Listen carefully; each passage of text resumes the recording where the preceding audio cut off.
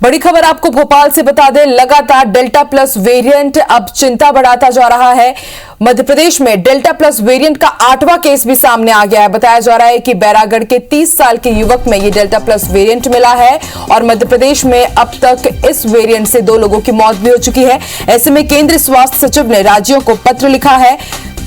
Delta plus variant को लेकर के उन्होंने चिंता जताई है। उनका कहना है कि जो बचाव कार्य है अब उसको तेजी लाई जाए, उन सभी पर टेस्टिंग, ट्रेसिंग और टीकाकरण बढ़ाने की बात कही गई है। इस पत्र में भीड़ पर नियंत्रण रखने की भी सलाह दी गई है केंद्रीय स्वास्थ्य सचिव की तरफ से।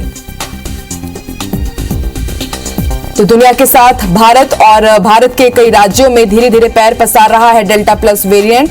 आज मध्य प्रदेश में 8वां केस भी सामने आया है। बताया जा रहा है भोपाल के बैरागढ़ में जो एक युवक रहता है उसमें ये वेरिएंट पाया गया है। ऐसे में केंद्रीय स्वास्थ्य सचिव ने पत्र लिखकर राज्यों को अलर्ट किया है।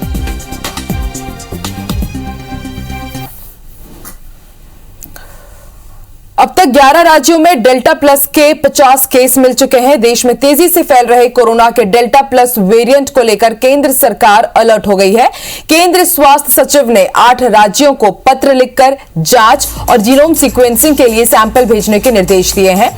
इसके साथ ही राज्यों से यह भी कहा गया है कि जिन जिलों में डेल्टा प्लस के केस मिले हैं वहां तत्काल प्रभाव से कंटेनमेंट जोन बना दिए जाए।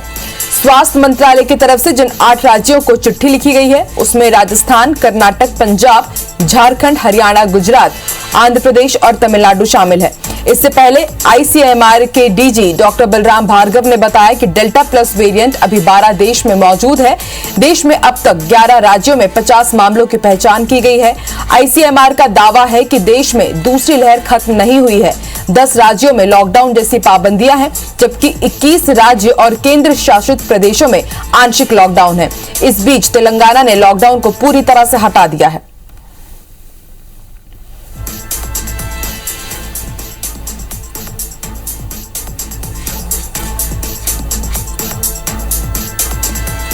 और ज्यादा जानकारी के लिए सीधे रुख करेंगे भोपाल का। बात करेंगे हमारी सहयोगी नीलम से। नीलम, धीरे धीरे मध्य प्रदेश में अब डेल्टा प्लस वेरिएंट भी पैर पसार रहा है। सरकार की क्या कुछ रणनीति और जनता को किस तरह से अवेयर किया जाए इस डेल्टा प्लस के प्रति, क्योंकि अब धीरे धीरे जैसे जैसे अनलॉक होते जा रहे हैं जनता भी बेपरवाह होती नजर आ रही है। जी बिल्कुल, मध्य प्रदेश में डेल्टा प्लस वेरिएंट के अब तक 8 मामले सामने आ चुके हैं। कल भी राजधानी भोपाल में एक मामला जो है मिला है। अब तक राजधानी भोपाल की यदि बात करें तो 3 मामले डेल्टा प्लस वेरिएंट के सामने आ चुके हैं और तीनों ही मामलों में जो है अब सरकार की ओर से कॉन्टैक्ट ट्रेसिंग की जा रही है। कल जिस युवक का में डेल्टा प्लस का पुष्टि हुई है उसकी कॉन्टैक्ट ट्रेसिंग की जा रही है। इसके पहले भी जिस महिला में डेल्टा प्लस की पुष्टि हुई थी उसकी कॉन्टैक्ट ट्रेसिंग की जा रही है। हालांकि ये तीनों मामले जिनमें डेल्टा प्लस पाया गया है ये मई महीने में कोरोना से संक्रमित हुए थे और अब ये तीनों ही जो है पूरी तरीके से स्वस्थ हो चुके हैं। पर राज्य सरकार इस चीज को लेकर के पूरी तरीके से चौकन्ना है और जीनोम सीक्वेंसिंग को बढ़ावा देने के लिए मध्य प्रदेश में ही अब जो है जीनोम सीक्वेंसिंग की मशीन और लैब की तैयारी की जा रही है ताकि ज्यादा से ज्यादा सैंपल्स की जो है जीनोम सीक्वेंसिंग करके ये पता लगा जा सके कि डेल्टा प्लस वेरिएंट जो है अब तक प्रदेश में कितना पहुंच चुका है।